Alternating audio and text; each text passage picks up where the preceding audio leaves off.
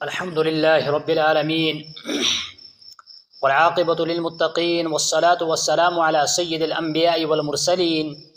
وعلى آله وأصحابه أجمعين أما بعد. معزز سامعین کرام، آج آپ حضرات کے سامنے ہمارے علاقوں اور ہمارے گاؤں میں جو باغات ہوتے ہیں، ان باغات میں جو نیچے زمین پر گرے ہوئے پھل ہوتے ہیں،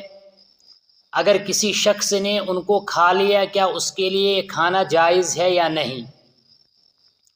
اس کے بارے میں نبی اکرم صلی اللہ علیہ وسلم کے جو فرمان ہے، ان میں سے مشکات شریف میں آیا ہوا ایک فرمان آپ حضرات کے سامنے ذکر کروں گا کہ اس میں نبی اکرم صلی اللہ علیہ وسلم نے اس کے بارے میں کیا حکم بیان فرمایا۔ چنانچہ حضرت رافع ابن ابی عمر بیان کرتے ہیں کہ قال كنت غلاما ارمی نخل الانصار فأتي بي النبي صلی اللہ علیہ وسلم فقال یا غلام لم ترمی النخل قلت آكل قال فلا ترمی وكل مما سقط في اسفلها ثم مسح رأسه فقال اللهم اشبع بطنه او كما قال عليه الصلاة والتسلیم۔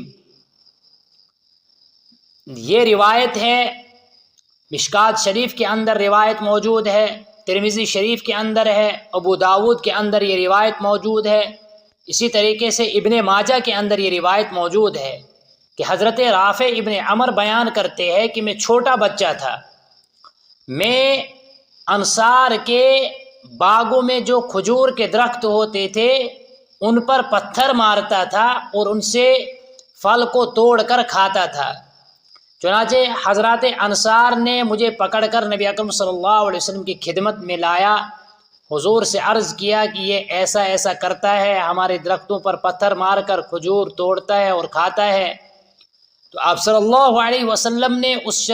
بچے سے دریافت کیا، یعنی حضرت رافع سے آپ صلی اللہ علیہ وسلم نے پوچھا کہ یا غلام لم ترمی، اے غلام تو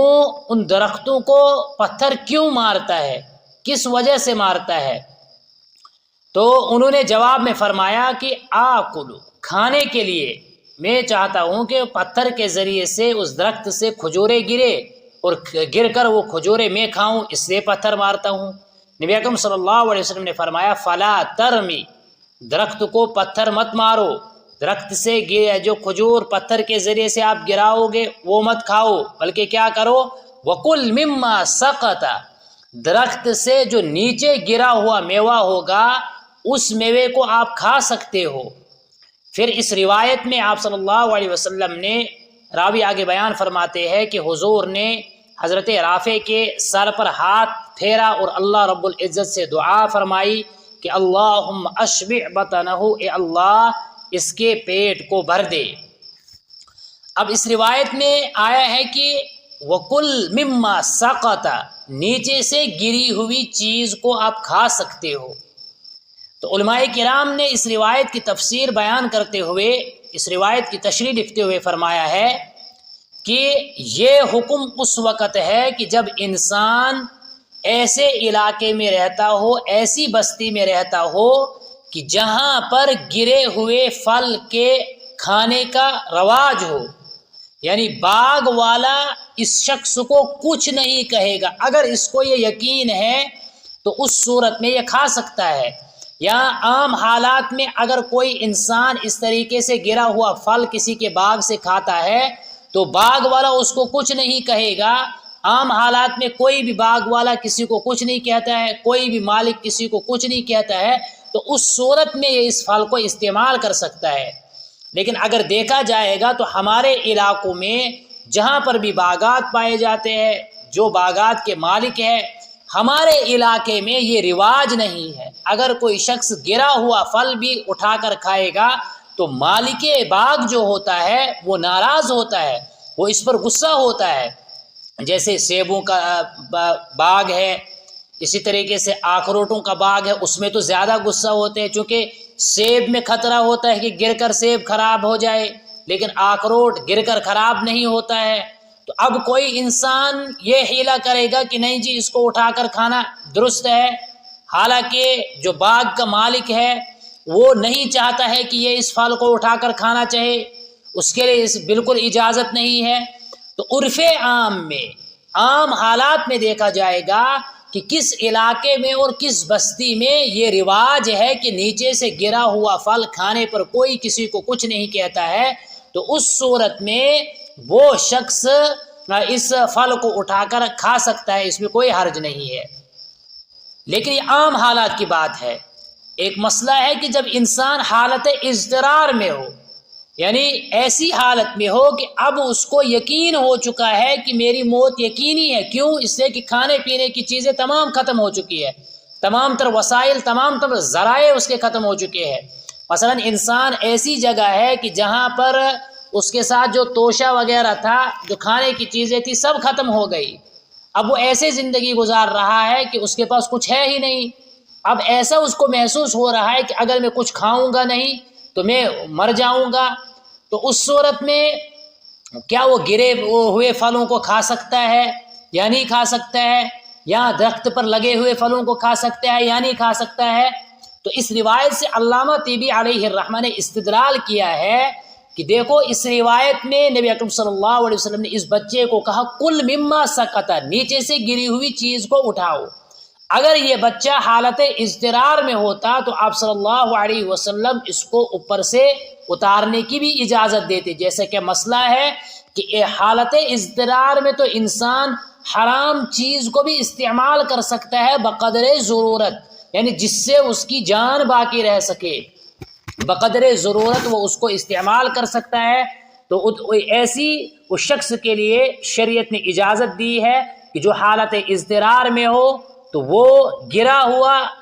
اگر ہو اس کو بھی استعمال کر سکتا ہے، بلکہ درخت کے اوپر سے بھی اتنی مقدار میں پھل اتار سکتا ہے جس سے اس کی زندگی باقی رہے. لیکن آج کے دور میں اگر دیکھیں گے تو عام طور پر انسان کے پاس ایسے وسائل موجود ہوتے ہیں کہ کہیں پر بھی وہ اضطرار کی حالت کا شکار نہیں ہو سکتا ہے. انسان کہیں سفر میں جاتا ہے تو وہ اتنی مقدار میں اپنے ساتھ سامان لیتا ہے جتنی مقدار میں اس کو یقین ہے کہ اتنا خرچہ ہوگا، اتنی مقدار ہمیں لگے گی، تو وہ ساتھ لے جاتا ہے. لیکن اگر اس کے باوجود کہیں پر ایسا مسئلہ پیش آیا تو اس صورت میں شریعت نے ایسے شخص کے لیے حکم دیا ہے کہ دیکھا جائے گا کہ یہ واقعی حالت اضطراری میں ہے یا نہیں. یعنی مثلا ایک آدمی کو اگر ایک دن کچھ نہیں ملے گا تو بچ جائے گا، دوسرے دن تیسرے دن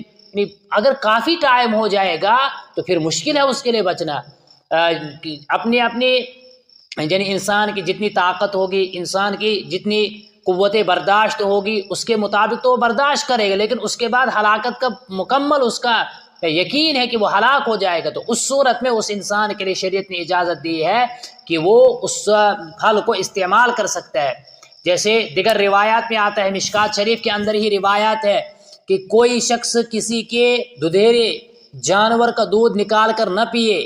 یعنی کہیں انسان سفر کر رہا ہے تو سفر میں انسان کو بھوک لگی، اس نے دیکھا کہ وہاں پر بکریاں ہے یا کوئی دودھ والا جانور ہے، اس کا دودھ نکال کر پیا، شریعت نے بالکل اجازت نہیں دی. اسی طریقے سے ایک ملتی جلتی روایت ہے کہ مشکات شریف کے اندر آئی ہے کہ آپ صلی اللہ علیہ وسلم سے فرمایا کیا تم میں سے کوئی یہ پسند کرے گا کہ تمہارا ایک سٹور ہو، اس سٹور میں تمہارا غلہ ہو، راشن ہو، تمہارے تمام تر ضروریت کی چیزیں ہو، اور کوئی شخص آئے اور سٹور کا تالا توڑ کر تمہارا سامان لے جائے گا، کیا تم اس کو پسند کرو گے؟ تو کوئی اس کو پسند نہیں کرے گا. پھر حضور نے مثال دے کر سمجھایا کہ یہ جو دودھ والے جانور ہوتے ہیں، مثلا کسی شخص کے پاس بکریاں ہے، کسی کے پاس گائے بھینس ہے جو دودھ دیتی ہے، تو یہ جانور ان کے لیے اس سٹور کی مانند ہے. یعنی یہ جانور جس طریقے سے ہمارے یہاں سٹور میں غلہ رکھا ہوا ہے تو ان کے یہاں جانور کے تھنوں میں دودھ جو ہے وہ گویا کہ تھن اس دودھ کا سٹور ہے جو وہاں پر حفاظت سے ہے، وہ نکالتے ہیں، خود استعمال کرتے ہیں یا اس کو فروخت کرتے ہیں، فروخت کرنے کے بعد اس سے جو رقم آتی ہے اس کو استعمال میں لاتے ہیں۔ تو یہ مثال دے کر حضور نے سمجھایا کہ بغیر اجازت کے تمہیں بالکل کھانے اس کو پینے کی اجازت نہیں ہے۔ اگر آپ حالت اضطرار میں ہو تو 3 مرتبہ آواز لگاؤ، آواز لگا کر اگر کوئی سنتا ہے تو اس سے اجازت لو، نہیں سنتا ہے تو تب تم استعمال کرو، لیکن اس کی رقم آپ اس وقت ادا کرو۔ اگر آپ کے پاس پیسہ نہیں ہے تو بعد میں چل کر اس کی رقم ادا کرنا۔ تو اس تمام کا خلاصہ یہی نکلتا ہے، حالت اضطرار میں انسان کو دوسرے کی چیز بغیر اجازت کے استعمال کرنے کی شریعت نے اجازت اور گنجائش دی ہے، کھانے پینے کی چیزیں، لیکن عام حالات میں ایسا کرنے کی بالکل شریعت نے اجازت نہیں دی ہے۔ اللہ رب العزت اس حدیث پاک پر عمل کرنے کی توفیق عطا فرمائے۔ وآخر دعوانا الحمدللہ رب العالمین۔